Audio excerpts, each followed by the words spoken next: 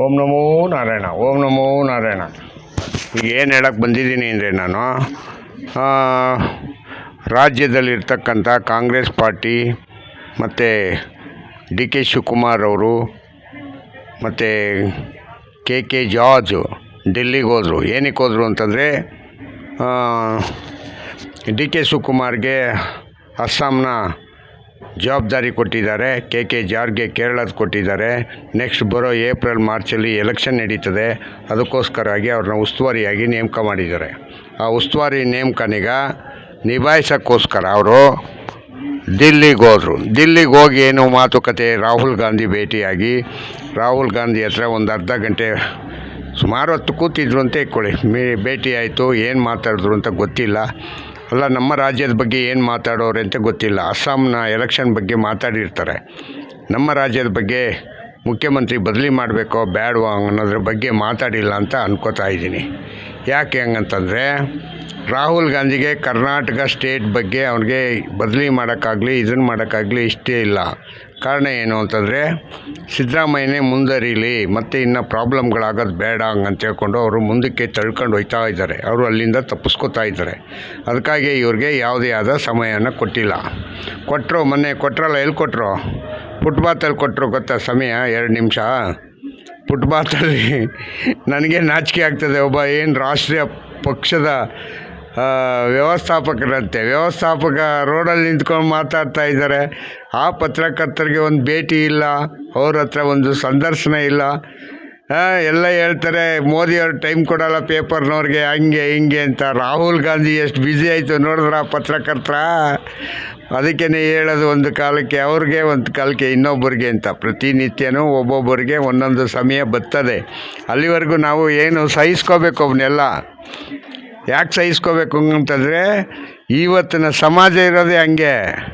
ಅವ್ರು ಹೆಂಗೆ ಹೋಗ್ತಾರೆ ಅವ್ರ ಹಿಂದೆ ನಾವು ಓಡ್ಕೊಂಡು ದಾರಿ ಮಾಡ್ಕೊಂಡು ಹೋಯ್ತಾ ಇರಬೇಕು. ಪತ್ರಕರ್ತರಿಗಂತೂ ಸುದ್ದಿನೋ ಸುದ್ದಿ. ಏನು ಸುದ್ದಿ ಹೇಳಿ? ಮುಖ್ಯಮಂತ್ರಿ ಬದಲಾವಣೆ ಆಗಲಿಲ್ವಲ್ಲ ಅಂತ.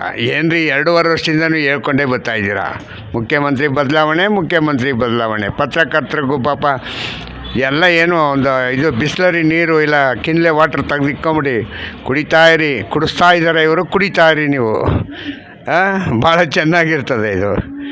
ಮತ್ತು ಇನ್ನೊಂದೇನಪ್ಪ ಹಂಗಂತಂದರೆ ನಮ್ಮ ರಾಜ್ಯದಲ್ಲಿ ಕಾಂಗ್ರೆಸ್ಗೆ ಪೈಪೋಟಿಯಾಗಿರ್ತಕ್ಕಂಥ BJPಯವರು ಅಡ್ರೆಸ್ಗೆ ಇಲ್ಲ.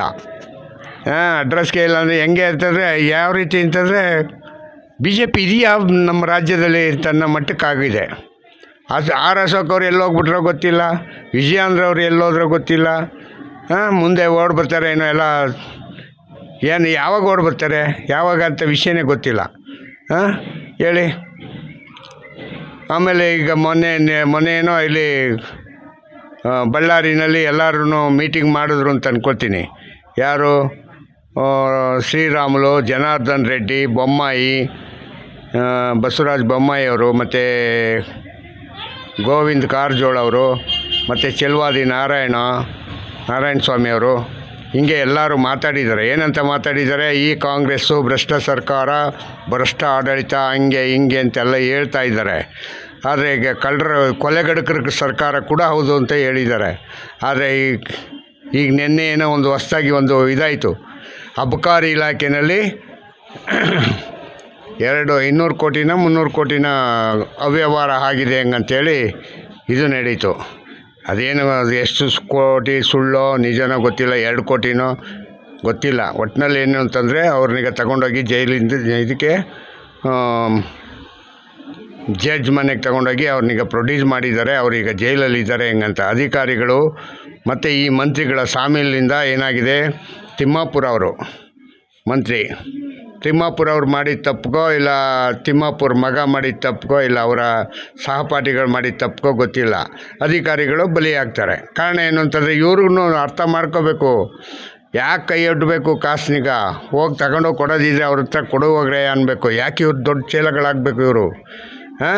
ಹಿಂಗೆ ಲೂಟಿ ಹೊಡಿತಾ ಇರೋದು ಏನು? ಬರೀ ಲೈಸೆನ್ಸ್ಗೋಸ್ಕರನೇ 2 ಕೋಟಿ 3 ಕೋಟಿ ಹಿಂಗಂತಂದರೆ ಏನ್ರಿ ಇದು ರೀ ಸಮಾಚಾರ?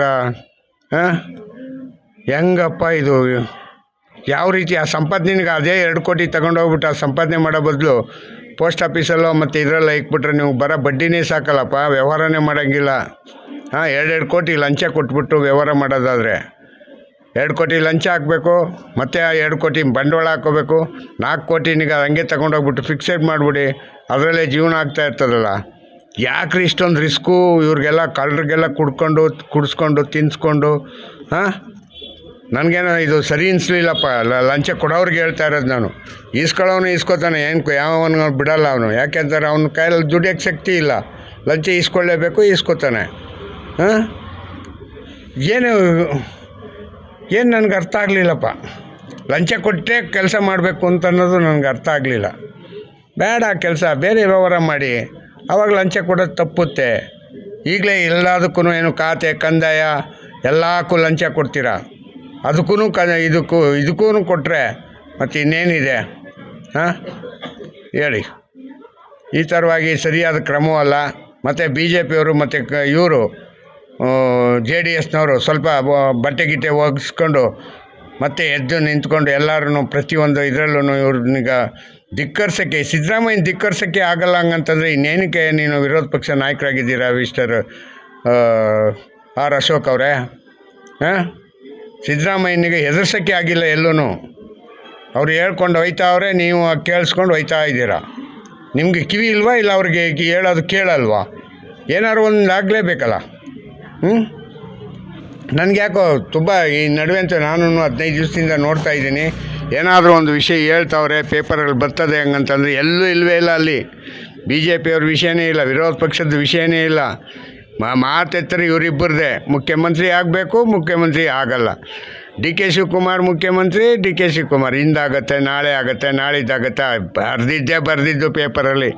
ಇನ್ನೇನು ಕೆಲಸನೇ ಇಲ್ಲ ಅವ್ರಿಗೆ. DK ಶಿವಕುಮಾರ್ ಖರೀದಿ ಹಾಕ್ಕೊಂಡಂಗೆ ಇದು. ಅವ್ರೂ ಪೇಪರ್ನವ್ರಾದ್ರೂ ಏನಾರು ನಾವು ಸುಳ್ಳು ಹೇಳ್ತೀವಿ, ಒಂಚೂರು ಬದಲಿ ಮಾಡೋಣ ಅನ್ನೋದು ಅದನ್ನು ಯೋಚನೆ ಮಾಡ್ತಾಯಿಲ್ಲ ಅವರು. ಎಲ್ಲ ಸರಿಯಾಗಿದೆ ಇದಕ್ಕೆ ತಕ್ಕಾಗೆ. ಏನೋ ನೋಡಪ್ಪ, ನಾನು ಇಷ್ಟು ನಿಮಗೆ ಹೇಳಿದ್ದೀನಿ. ಇನ್ನು ಹೆಚ್ಚಿಗೆ ನಾನು ಇದ್ರ ಬಗ್ಗೆ ಹೇಳೋಕ್ಕೂ ಆಗಲ್ಲ. ನನಗೆ ಬೇಜಾರಾಗ್ತಾಯಿದೆ ಎಷ್ಟೊತ್ತಿ ಹೇಳೋದು ಅಂತ. DK ಶಿವಕುಮಾರ್ಗೆ ನಾನು ಮೊದಲೇ ಹೇಳ್ತಾ ಇದ್ದೀನಿ, ಮೊದಲಿಂದನೂ ಅವರು ಪಾರ್ಟಿನಲ್ಲಿ ಮತ್ತು ಇದು ಸ್ಪ್ಲಿಟ್ ಆದರೆ ಮಾತ್ರ ಅವರು ಮುಖ್ಯಮಂತ್ರಿ ಆಗ್ತಾರೆ. ಕಾಂಗ್ರೆಸ್ ಪಾರ್ಟಿಯಿಂದ ಅವರು ಮುಖ್ಯಮಂತ್ರಿ ಆಗುವ ಯಾವುದೇ ಯೋಗ ಆಯೋಗಗಳು ಇಲ್ಲ ಅವ್ರಿಗೆ. ಯಾರು ಜ್ಯೋತಿಷಿ ಹೇಳ್ತಾ ಇದ್ರಲ್ಲ, ಜ್ಯೋತಿಷಿ ದೇವರು ಯಾರು ಅವ್ರಿಗೆ ಈಗ ಹೇಳಿ ಯಾಕೆ ಆಗಿಲ್ಲ ಏನು ಎತ್ತ ಅನ್ನೋದು ಅದ್ರ ಬಗ್ಗೆ ಒಂಚೂರು ಪ್ರೂವ್ ಮಾಡಲಿ. ಜ್ಯೋತಿಷಿ ಹೇಳಿದ್ರೆ ಸುಳ್ಳು ಆಗಲ್ಲ, ನಿಜನೇ ಆಗುತ್ತೆ. ಆದರೂ ಗಣಿತ ಮಾಡಬೇಕು. ಗಣಿತ ಮಾಡಿ ಕರೆಕ್ಟಾಗಿ ಇಂಥ ದಿನವೇ ಕೂತ್ಕೊತಾನೆ ಅವನು ಅಂತ ಹೇಳೋ ಅಷ್ಟು ತಾಕತ್ತು ಬೇಕು. ಏನಿಲ್ಲ, ಬಾಯಿಗೆ ಬಂದಾಗ ಹೇಳ್ಬಿಡೋದು. ಪಾಪ ಇವನು ಹೇಳೋರೆ ಅಂತ 1 ಲಕ್ಷನೋ 2 ಲಕ್ಷನೋ ಈಸ್ಕೊಳ್ಳೋದು. ನಿಮ್ಮ ಜೀವನ, ನಿಮ್ಮ ಹೊಟ್ಟೆ ಜೀವನಕ್ಕೋಸ್ಕರ ಮಾಡ್ಕೊಳ್ಳೋದಲ್ಲ. ಹೇಳಿದ್ರೆ ಸತ್ಯವಾಗಿ ಹೇಳೋದನ್ನು ಕಲೀರಿ. ಸತ್ಯನಿಗೆ ಸ್ವಲ್ಪ ನಿರೂಪಣೆ ಮಾಡಿಸಿ, ಸತ್ಯ ಇದು ಅಂತ. ಇಷ್ಟನೇ ತಾರೀಕಿಗೆ ಇಷ್ಟು ಗಂಟೆಗೆ ಆಗ್ತಾನೆ ಅಂತ ಬರ್ತದೆ. ಆ ಯೋಗ ಕಂಡಿಡೀರಿ ಕೂತ್ಕೊಂಡು ಫಸ್ಟು. ಆವಾಗ ಆ ಯೋಗದ ಪಂಚಾಂಗದ ವಿಷಯ ತುಂಬ ಜನಕ್ಕೆ ಅವ್ರಿಗೆ ಸತ್ಯ ಆಗುತ್ತೆ. ಯಾರಿಗಾದ್ರೂ ಒಬ್ರಿಗಾದ್ರೂ ನೀವು ಹೇಳ್ದಂಥ ಭವಿಷ್ಯ ಸರಿಯಾಗಿದೆಯಾ?